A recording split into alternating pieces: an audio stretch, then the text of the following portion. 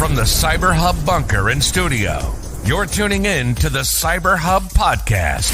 And now for your host and CISO, James Azar.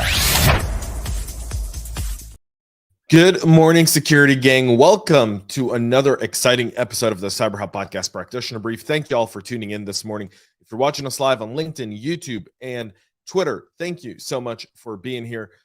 We see all the comments. I try to reply to every single one of them. If I can't during the show, because I'm trying to keep it within time, I respond thereafter. So thank you all for being here and being part of the program this morning. CyberHubPodcast.com. You can find all the latest content as well as on our YouTube channel at CyberHub Podcast.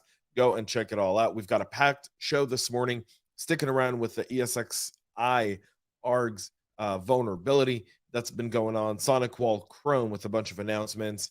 The Turkey earthquake abuse in full effect, and someone jailbroke ChatGPT. Yep, that's actually happened. So all that on this morning's show, and it's going to be packed. So let's get into the show. But before we do, a tradition on the show, if you're a first-time listener, if you're a first-time viewer, I like to start the show with my double espresso and share a beverage with y'all. So join me in a coffee cup cheers, and let's get the show going. A good double espresso this morning. Yep, agreed. All right, I broke this story last week, and it's just been getting worse as days go along. So the VMware ESXiArgs ransomware attack is only increasing in capacity.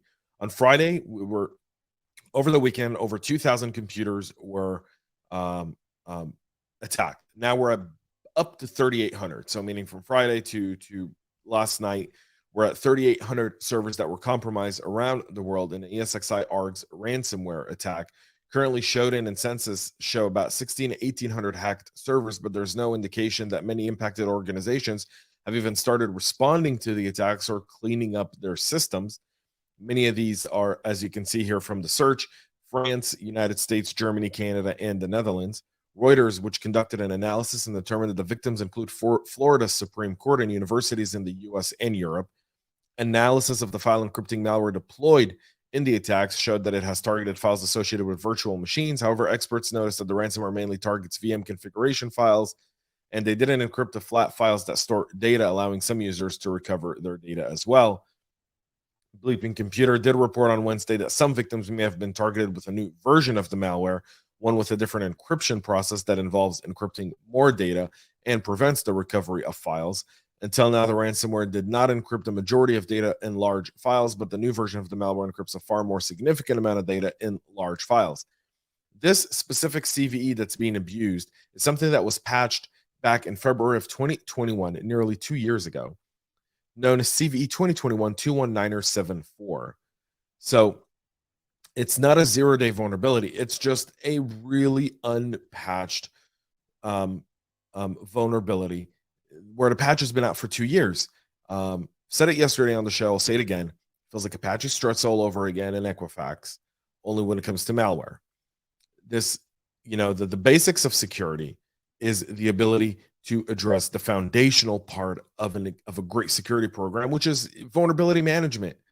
Your role is to be able to get rid of any threats and reduce the threat surface and anything that's simple. What I mean by simple is patching.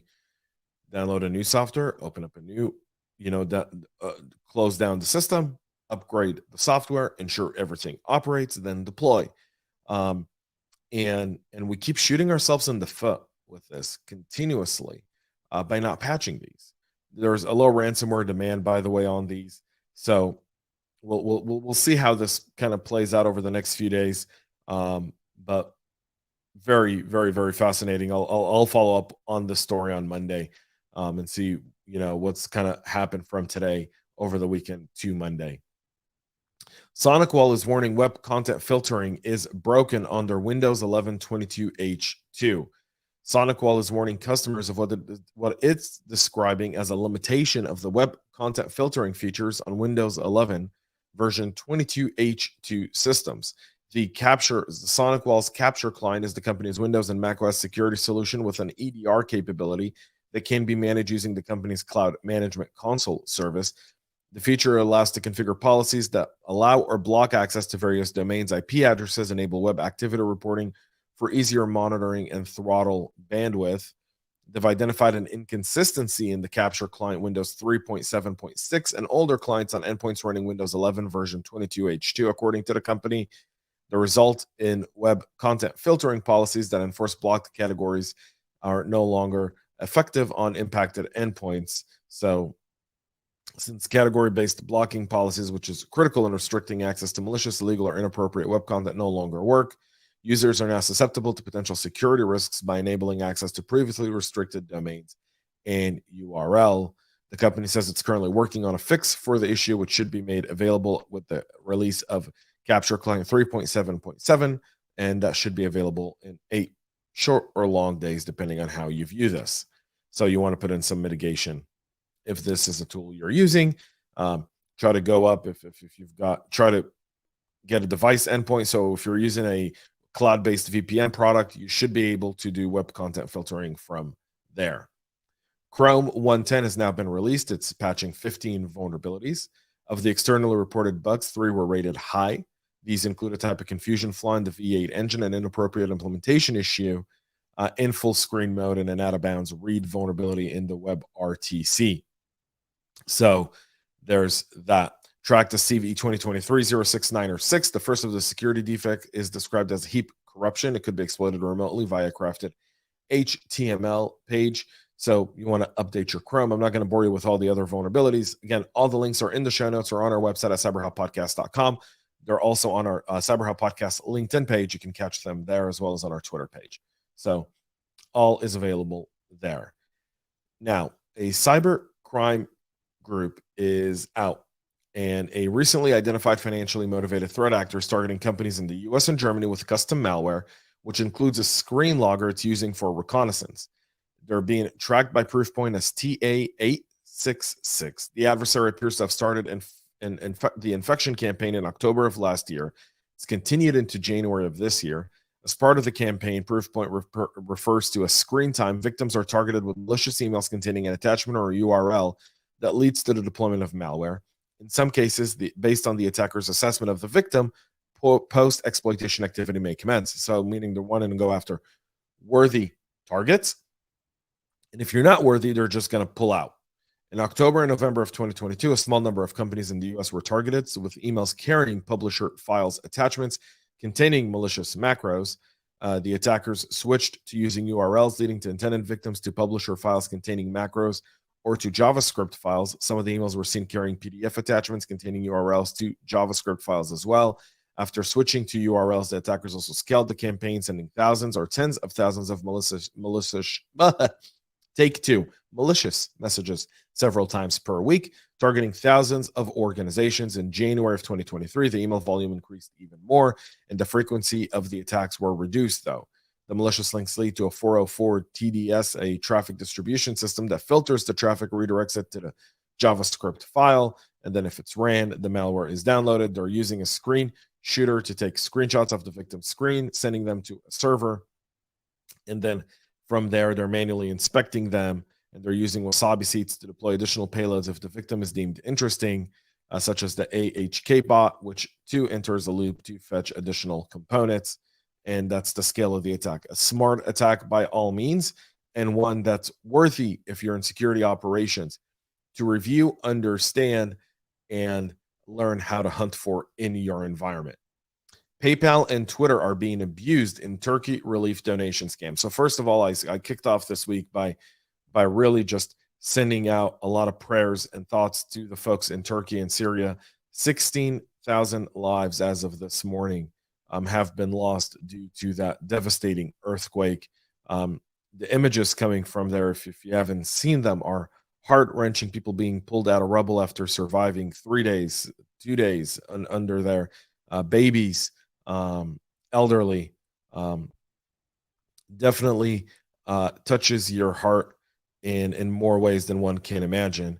And like anytime there's a disaster, there's also an opportunity for the fraudsters, for the criminals to go about and do their criminal activities.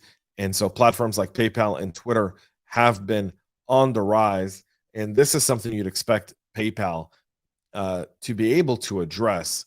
It's not the first time this happens, and it's not the first time they use PayPal, but PayPal is inadequate in terms of ensuring that pages that are set up for relief funds are actual pages.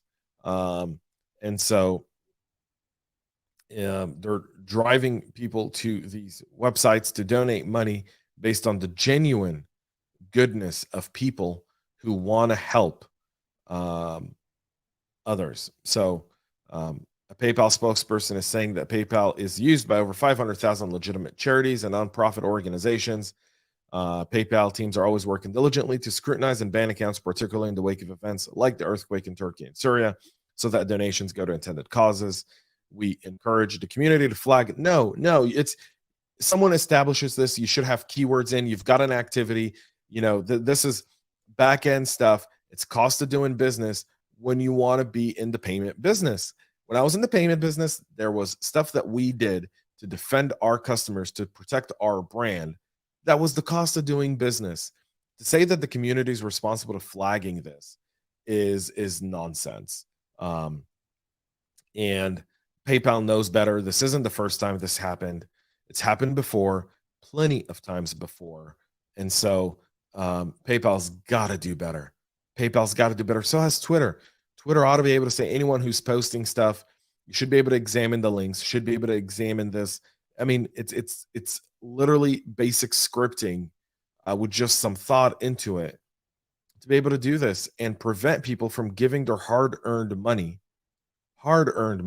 to false charities when they're trying to help the people who are most vulnerable at that very moment, who've lost everything in their lives. Very frustrated by this, if you can't tell. Very, very frustrated. Very frustrated. A jailbreak trick breaks ChatGPT content safeguards and creates an alter ego named Dan, willing to create content outside of its own content restriction controls. Users have already found a way to work around ChatGPT's programming controls that restrict it from creating certain content deemed too violent, illegal, and more. The prompt called Dan Do Anything Now uses ChatGPT's token system against it. According to CNBC, the command creates a scenario for ChatGPT it can't resolve, allowing Dan to bypass content restrictions. Although Dan isn't successful all the time, a subreddit devoted to the Dan prompt, its ability to work around ChatGPT's content policies, has already racked up over 200,000 subscribers, including yours truly. Leave it up for people to go find a vulnerability in something that people have been naming for the last so long. And this, by the way, is great to take into your technology conversation as practitioners, as people are looking how to leverage ChatGPT in the business and go, well, wait a minute, there's this. How do we mitigate for these specific risks that already exist? And then bring it to the business. And finally, Chris Ingalls is set to resign from his post as National Cyber Director next week. We talked about this back in December when we learned that Chris Ingalls was expected to step down. That now a date has been finalized for the long dedicated public servant in cybersecurity, Chris Ingalls, whose last day will be February 15th. I'd say this on behalf of many of us here in the security. Chris Ingalls has been a resource, a friend, a voice on the federal side, working diligently and hard on the private-public relationship. His resignation and his shoes are going to be hard to fill. We hope the administration has a long and difficult search in the interim. Kimba Ines Walden will be replacing and acting as acting director until the White House nominates an official successor. The CyberSAR position was created as part of the National Defense Authorization Act. Chris Ingalls was the first in that position. And so we bid him farewell and thank him for his service as he starts to head to civilian life. And welcome to civilian life, Mr. Ingalls. That's it for our show this morning, folks. We'll be back on Monday with a whole lot more. Thanks, y'all, for tuning in. Thanks for all your great comments. I promise I will be responding after the show here to every single one of those. Make sure cyberhubpodcast.com, subscribe, follow us, and we'll be back on Monday, 9 a.m. live, 9 a.m. Eastern, live right here on YouTube, LinkedIn, and Twitter. Until then, great rest of your day, great weekend, and stay cyber safe. We love feedback, so make sure to connect with us on social media and subscribe to our podcast on your favorite podcast listening platform.